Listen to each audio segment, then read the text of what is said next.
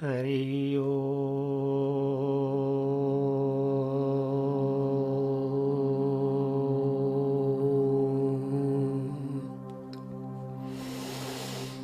हरि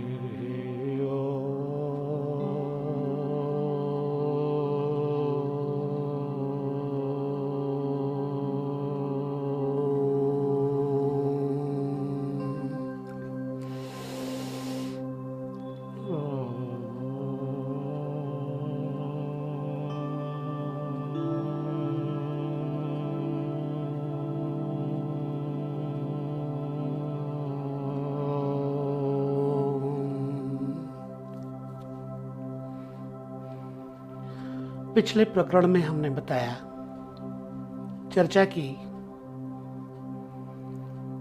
ध्यान, आत्म शांति और स्वरूप की। फिर हमने चर्चा किया आत्मज्ञानियों के ऊपर। भगवान श्री कृष्ण की गीता साक्षात अमृत वाणी है। भगवान श्री हरि सच्चिदानंद स्वरूप श्री कृष्ण, राम, शिव, जिस रूप में मानो एक ही है।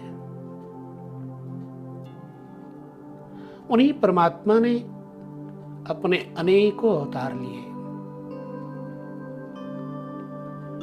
जब जिस प्रकार से समाज के हित की आवश्यकता पड़ती है, परमात्मा तत्काल उस रूप को स्वीकार कर लेते हैं। परमात्मा अवतार लेते हैं और मनुष्य जन्म लेता है। अवतार लेने वाला स्वतंत्र होता है, जन्म लेने वाला परतंत्र होता है, बंधा हुआ होता है। जीव का जन्म होता है और परमात्मा का अवतार होता है। अज्ञान की अवस्था देखता है तो वो ज्ञान रूप में अवतरित हो जाता है। आडंबर की अवस्था देखता है तो आडंबरहीनता को समाप्त अथवा पूर्णाहुति करने के लिए वह तत्काल तद्रूप अवतरित होता है। हमारे मन में जब अगाध अपार शंकाएं उत्पन्न होती हैं तो परमात्मा सद्गुरु के रूप में अवतरित होकर के अंतः प्रविष्ट होकर हमें मार्गदर्शन देता है। हमने चर्चा की उन्हीं में से एक हैं अष्टावक्र जी, जिनकी 3 कथाएं प्रचलित हैं। तो ये ज्ञानियों में शिरोमणि थे। अल्पायु में ही इन्हें आत्मज्ञान हो गया था। इनके जीवन के बारे में एक कथा है। ये शरीर के 8 अंगों से टेढ़े मेढ़े व कुरूप थे। अंगों के टेढ़े मेढ़े होने का कारण था कि जब वो गर्भ में थे उस समय इनके पिता कहोड़ ऋषि वेद पाठ कर रहे थे। माता सुनीता के गर्भ में स्थित इन्होंने गर्भ से ही अपने पिता को टोक दिया कि रुकिए पिताजी, यह सब बकवास है। शास्त्रों में ज्ञान कहां? ज्ञान तो स्वयं के भीतर है। सत्य ही शास्त्रों में नहीं, सत्य शास्त्रों में नहीं, स्वयं में है। शास्त्र शब्दों का संग्रह मात्र है। यह सुनते ही उनके पिता का अहंकार जाग उठा। वे आत्मज्ञानी तो थे नहीं, संभवतः वेद पाठी पंडित ही थे, क्योंकि पंडितों में थोड़ा अहंकार का भाव रहता है। पांडित्य का,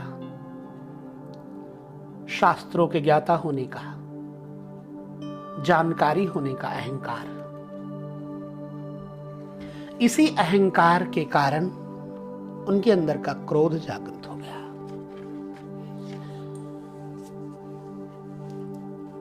आत्मज्ञान के लिए नम्रता पहली शर्त है। अहंकारी शिखर बन जाता है जिससे ज्ञान वृष्टि होने पर भी वह सूखा रह जाता है, जबकि छोटे मोटे गड्ढे भर जाते हैं। अष्टावक्र के पिता के अहंकार पर चोट पड़ते ही वे तिलमिला गए होंगे कि उन्हीं का वह पुत्र उन्हें उपदेश दे रहा है जो भी पैदा भी नहीं हुआ है। उसी समय उन्होंने शाप दे दिया कि जब तू पैदा होगा तो 8 अंगों से टेढ़ा मेढ़ा होगा। ऋषियों की वाणी, जब जन्म हुआ बालक का तो वो 8 अंगों से टेढ़ा मेढ़ा ही था। इसीलिए इनका नाम पड़ा अष्टावक्र। यह गर्भ में पूरा वक्तव्य देने की बात बुद्धि की पकड़ में नहीं आएगी, तर्क से समझ में नहीं आएगी, किंतु इसे आध्यात्मिक दृष्टि से समझा जा सकता है। बीज में ही पूरा वृक्ष विद्यमान है। तना, शाखाएं, पत्ते, फूल, फल सब कहां पर है? बीज के भीतर। लेकिन बीज को तोड़ा जाए तो ना तना दिखेगा, ना शाखाएं दिखेंगी, ना फूल दिखेंगे, ना पत्ते दिखेंगे। परंतु बीज के अभाव में यह सब असंभव है। अब बीज में अप्रगट है, अंशभूत है, अभी विकसित हुआ नहीं, बीज में अदृश्य है, किंतु पूरा वृक्ष विद्यमान है उस बीज के भीतर। वैज्ञानिक भी नहीं उसे दिखा सकते। जिसने बीज ना देखा हो और वृक्ष ही देखा हो, वो कभी नहीं कह सकता कि इस विशाल वृक्ष का कारण यह छोटा सा बीज हो सकता है। 1000 तर्क व प्रमाणों से भी उसे सिद्ध नहीं किया जा सकता। फिर यदि वृक्ष की उम्र हजारों वर्ष की हो व मनुष्य की 50 वर्ष, तो अनेक पीढ़ियों तक वही वृक्ष दिखाई देने पर वे उसे अनादि घोषित कर देंगे कि यह वृक्ष अनादि है, यह किसी से पैदा नहीं हुआ। संसार में ऐसी अनेकों भ्रांतियां हैं। इसी प्रकार मनुष्य के पूरे व्यक्तित्व को गर्भस्थ शिशु अपने में छिपाए रखता है। अप्रगट अवस्था में पैदा होने के बाद उम्र के साथ साथ ज्यों ज्यों शरीर, इंद्रियां व मस्तिष्क आदि का विकास होता होता जाता है, उस व्यक्तित्व का एक एक भाग विकसित होता जाता है। तो कुछ व्यक्तित्व अविकसित अथवा अर्ध विकसित होता जाता है तथा कुछ का पूर्ण विकास हो जाता है, किंतु जो अंतर निरहित है उसी का विकास होता है। जो भीतर बीज रूप में नहीं है उसका विकास नहीं हो सकता, ना नया जोड़ा जा सकता है। तो उक्त कथा इसी तथ्य को प्रकट करती है कि अष्टावक्र का ज्ञान पुस्तकों, पंडितों व समाज से अर्जित नहीं था, बल्कि पूरा का पूरा स्वयं लेकर ही पैदा हुए थे। दूसरी कथा आती है अष्टावक्र की इस प्रकार से कि जब वे 12 वर्ष के थे तो राजा जनक ने देश के सभी बड़े बड़े विद्वानों को बुलाकर एक सभा का आयोजन किया, जिसमें तत्वज्ञान ज्ञान पर शास्त्रार्थ रखा गया था। इसमें यह भी घोषणा की गई थी कि जो इसमें जीतेगा उसे सींगों पर सोना मढ़ी हुई 100 गायें दी जाएंगी। शास्त्रार्थ में भाग लेने देश के बड़े बड़े विद्वान एकत्र हुए, जिसमें अष्टावक्र के पिता भी सम्मिलित हुए। शास्त्रार्थ आरंभ हुआ व लंबे समय तक चलता रहा। तत्वज्ञान पर चर्चा चल रही थी। सायंकाल को अष्टावक्र को खबर मिली कि उनके पिता और सभी से तो जीत गए हैं, किंतु एक पंडित से हार रहे हैं। यह सुनकर अष्टावक्र भी वहां सभा में पहुंच गए। सभी पंडितों की ही थी सभा, उनमें आत्मज्ञानी तो कोई था नहीं। अष्टावक्र जब अपने टेढ़े मेढ़े शरीर से चलते हुए उस सभा में पहुंचे तो उनकी आकृति व चाल ढाल देखकर सभी सभासद जो है हंस पड़े। थोड़ी देर रुकने के बाद अष्टावक्र भी उन सभासदों को देखकर जोर से हंसे। उनकी हंसी देखकर राजा जनक ने पूछा उनसे कि ये विद्वान क्यों हंसे? ये तो मैं समझ गया, किंतु तुम क्यों हंसे ये मेरी समझ में नहीं आया। इस पर अष्टावक्र ने कहा कि मैं इसलिए हंसा कि इन चर्मकारों की सभा में आज सत्य का निर्णय हो रहा है। ये चर्मकार यहां क्या कर रहे हैं? 12 वर्ष का बालक कितना अनूठा रहा होगा, कितना आत्मविश्वासी एवं प्रतिभाशाली रहा होगा, जिसने देश के प्रसिद्ध विद्वानों को चर्मकार की संज्ञा दे दी। चर्मकार शब्द सुनते ही सारी सभा में सन्नाटा छा गया, सभी स्तब्ध रह गए। जनक ने जिन्हें विद्वान समझकर बुलाया था उन्हें कोई आकर, चर्मकार का अर्थ होता है चमार, चर्मकार कह दे तो ये जनक का भी अपमान है। इससे पहले कि वे सभासद कुछ अपना रोष प्रकट करते, राजा जनक ने स्थिति संभालते हुए संयमित होकर के अष्टावक्र से पूछा कि तेरा मतलब क्या है? ये मैं नहीं समझ पाया। 12 वर्ष के बालक अष्टावक्र ने कहा, बहुत सीधी सी बात है कि चर्मकार चमड़ी का ही पारखी होता है, वो ज्ञान को क्या समझे। ज्ञानी ज्ञान को देखता है, चमड़ी को नहीं। इनको मेरी चमड़ी ही दिखाई दी, मेरा आड़ा टेढ़ा शरीर ही दिखाई दिया, जिसे देखकर ये हंस पड़े थे। ये चमड़ी के अच्छे पारखी हैं, अतः ये ज्ञानी नहीं हो सकते,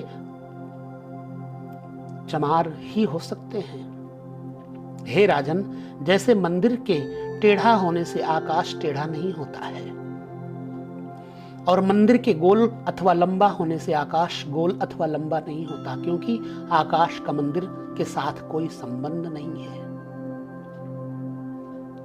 आकाश निरवयव है तथा मंदिर सावयव है। वैसा ही आत्मा का भी शरीर के साथ कोई संबंध नहीं है, क्योंकि आत्मा निरवयव है और शरीर सावयव है। आत्मा नित्य है और शरीर अनित्य है। शरीर के वक्र आदि धर्म आत्मा के कदापि नहीं हो सकते। हे राजन, ज्ञानवान को आत्मदृष्टि रहती है, वह आत्मा को ही देखता है, और अज्ञानी की चर्म दृष्टि रहती है। चर्म दृष्टि से अज्ञानी देखते हैं, ज्ञानवान नहीं देखते। अष्टावक्र के इन वचनों को सुनकर के राजा जनक बड़े प्रभावित हुए। वे उनके चरणों में गिर पड़े, साष्टांग दंडवत किया। वह उन्हें ज्ञान का उपदेश देते हुए, उपदेश देने के लिए अपने महल में आमंत्रित किया। दूसरे दिन जब अष्टावक्र वहां पहुंचे तो उन्हें सिंहासन पर बैठाया, स्वयं उनके चरणों में बैठे। वह शिष्य भाव से अपनी जिज्ञासाओं का इस प्रकार 12 वर्ष के बालक अष्टावक्र से समाधान कराया। यही शंका का समाधान जनक अष्टावक्र संवाद रूप में अष्टावक्र गीता है। एक कथा और मिलती है। राजा जनक ने आत्मज्ञान संबंधी अनेकों शास्त्रों का अध्ययन किया था। एक शास्त्र में लिखा था कि आत्मज्ञान बहुत ही सरल है, इसके लिए कुछ करना नहीं पड़ता। घोड़े पर चढ़ने के लिए उसके पागड़े में एक पांव रखें व दूसरे पागड़े में रखने में जितना समय लगता है उससे भी कम समय में आत्मज्ञान संभव है। राजा जनक मुमुक्षु थे, वे इसकी सत्यता की परख करना चाहते थे। वैज्ञानिक मस्तिष्क रहा होगा जो सत्यता को अंधविश्वासी होकर न मानकर प्रयोग द्वारा सिद्ध करके देखना चाहते थे। इसके लिए उन्होंने देश के बड़े बड़े विद्वानों को पढ़ते हुए कहा कि इस कथन को सत्य प्रमाणित कीजिए, अन्यथा इस पंक्ति को शास्त्र से हटा दीजिए। तो सभी विद्वान तो पंडित ही थे, जिन्हें शास्त्रों का पुस्तकीय ज्ञान मात्र था। वे शास्त्रार्थ करने में प्रवीण थे, किंतु स्वयं आत्मज्ञानी नहीं होने से ज्ञान प्राप्ति के इस रहस्य को सत्य प्रमाणित करने में असमर्थ थे। जिससे सबने मना कर दिया कि हम तो पंडित मात्र हैं, आत्मज्ञान का हमें कुछ पता नहीं है कि यह कैसे होता है। राजा जनक ने उन सबको जेल में डाल देने का आदेश दे दिया। सभी विद्वान जेल में बंदी बना लिए गए। जब अष्टावक्र ने यह समाचार सुना तो वे स्वयं राजा जनक के पास गए और उनकी इस चुनौती को स्वीकार करते हुए कहा कि जनक, ऐसा संभव है? वे शास्त्र जो कहते हैं पूर्ण सत्य हैं। मैं इसे प्रमाणित करता हूं। तुम इन विद्वानों को पहले जेल से मुक्त करो और घोड़ा तैयार करवा कर मेरे साथ चलो। अब राजा जनक ने सभी विद्वानों को मुक्त करवा दिया और अपना घोड़ा तैयार करवाया। अष्टावक्र राजा जनक को लेकर शहर से दूर एकांत स्थान में गए, जहां घोड़ा रोककर जनक से अपना एक पांव घोड़े के एक पागड़े में रखने को कहा।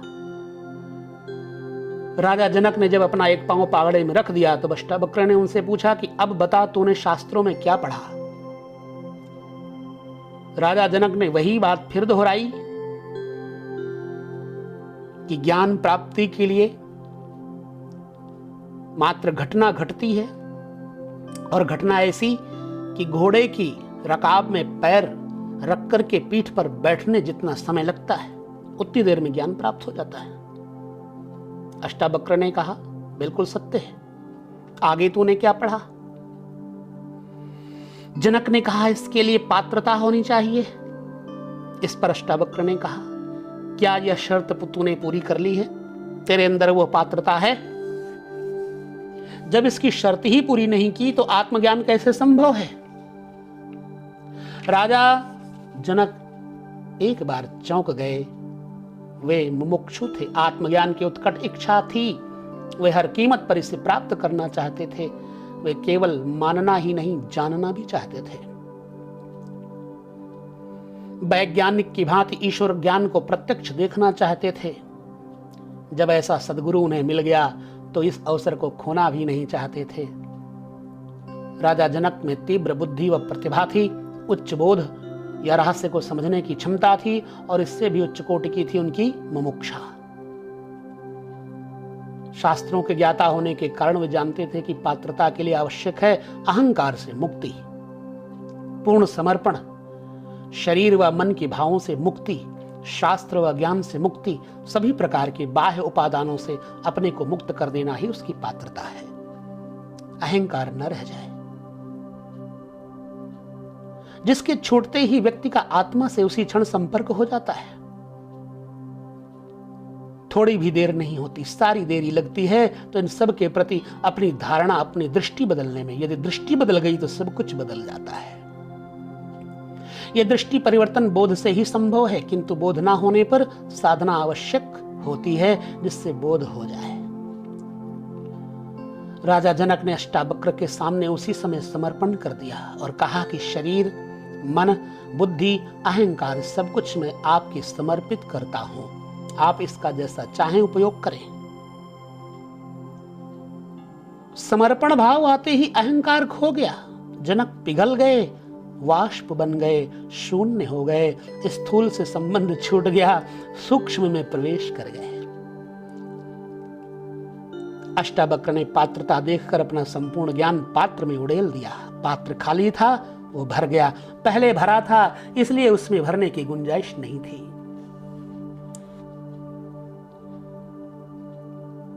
भरो होई सो रीतई, रीतो होए भराए। जो संसार से भरा है, अहंकार वासना से भरा है, वो आत्मज्ञान से रीता ही रह जाता है। किंतु जो संसार से रीता हो गया, शून्य हो गया, वही भर जाता है। गड्ढे भर जाते हैं और शिखर सूखे रह जाते हैं। यही आध्यात्मिक उपलब्धि का रहस्य है। इस रिक्तता की स्थिति में अष्टावक्र ने जनक के अंतःकरण को छू लिया और जनक को घोड़े के दूसरे पागड़े में पांव रखने के पूर्व ही आत्मबोध हो गया। जनक को घटना एक क्षण में घट गई। वे उसी समय ध्यानस्थ होकर समाधि में पहुंच गए। घोड़े के दूसरे पागड़े पर पैर रखने की भी सुध न रही। अष्टावक्र पास ही बैठ गए। इस प्रकार 3 दिन व्यतीत हो गए। राज्य में हो हल्ला मच गया, राज्य में अव्यवस्था होती देख कुछ मंत्रीगण राजा को ढूंढने निकले तो देखा जंगल में राजा घोड़े के एक पागड़े पर पांव दिए खड़े हैं और अष्टावक्र समीप ही बैठे हैं। दोनों मौन व शांत हैं। एक मंत्री ने राजा से कहा, महाराज 3 दिन हो गए राज्य कार्य में अव्यवस्था हो रही है, अब आप पुनः राजधानी चलिए। इस पर जनक ने कहा, अब कौन चले, न ये शरीर मेरा है न मन मेरा है, वो तो गुरु को समर्पित कर चुका हूं। अब जैसा गुरु का आदेश होगा वैसा ही करूंगा।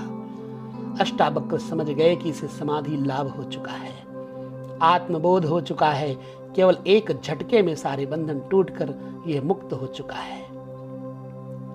अतः उन्हें फिर से राजधानी जाकर राज्य कार्य चलाने का आदेश दिया। ये घटना जितनी महत्वपूर्ण है उतनी ही रहस्यमयी भी है। किसी को सुनते सुनते ही आत्मज्ञान हो गया। आत्मज्ञान कोई प्रक्रिया नहीं है बल्कि घटना है जो पात्रता होने पर किसी भी समय कहीं भी घट सकती है। ज्ञान प्राप्ति के लिए विभिन्न निष्ठाएं हैं। योग क्रिया पर जोर देता है, तंत्र समर्पण पर, किंतु सांख्य केवल बोध की बात कहता है। सांख्य की मान्यता है कि आत्मा कहीं खोई नहीं है, वह तो उपलब्ध ही है, उसे पाना नहीं है, वो प्राप्त ही है, केवल विस्मृत हो गई है, उसे पुनः स्मृति में लाना है। इसके लिए केवल बोध ही पर्याप्त है और कुछ करना नहीं है। करने से अहंकार बढ़ता है, वही बाधा बन जाता है। तो साधना के लिए, ध्यान के लिए कर्म का अहंकार छोड़ना होगा। कर्म करने के लिए तुम बाध्य हो, तब तक तुम्हारी साधना भी बाधित है। जैसे हाथ से पीठ में खुजली होने पर हम खुजला देते हैं तो वो कर्म हमें बांधता नहीं है। मलमूत्र पसीना आदि का त्याग कर देते हैं तो वह कर्म हमें बांधता नहीं है। क्यों? कि वो तो स्वाभाविक है। ऐसे ही सांसारिक कर्म स्वाभाविक होने लग जाएं, ऐसी अवस्था में जब पहुंच जाए साधक, तब उसकी साधना सहज हो जाती है, तब उसका मार्ग सहज हो जाता है, तब उसका किया हुआ कर्म अहंकार रहित हो जाता है। और जब अहंकार रहित हो जाता है तो हर समय उसकी समाधि लगी रहती है। यही सत्य है और यही जानना है।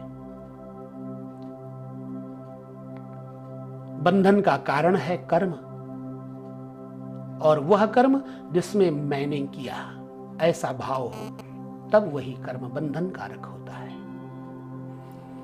मुक्ति होने के लिए और मुक्त होने के लिए आत्मज्ञान का बोध होना परम आवश्यक है। उसके लिए संत और सद्गुरु की शरण में जाना जरूरी है।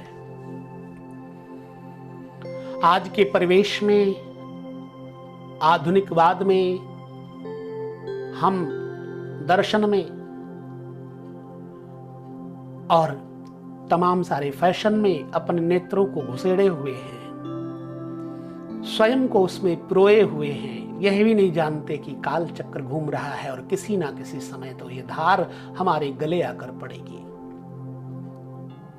जो इस सत्य को जानते हैं कि हम मृत्यु से पहले कहां थे और जन्म के बाद कहां होते हैं होंगे, उनकी साधना, उनका नियम निरंतर परमात्मा के साथ एक रहता है। वो आत्मा और परमात्मा से कभी बिलक नहीं होती। यही सत्य है। इसलिए बंधुओं, नियम बना लो साधना का, ध्यान का। गुरु के पास बैठ करके उपदेश लो, फिर आपकी क्रियाएं सहज हो जाएंगी, आपका कर्म योग्य बन जाएगा। हरि ओम। हरि ओम।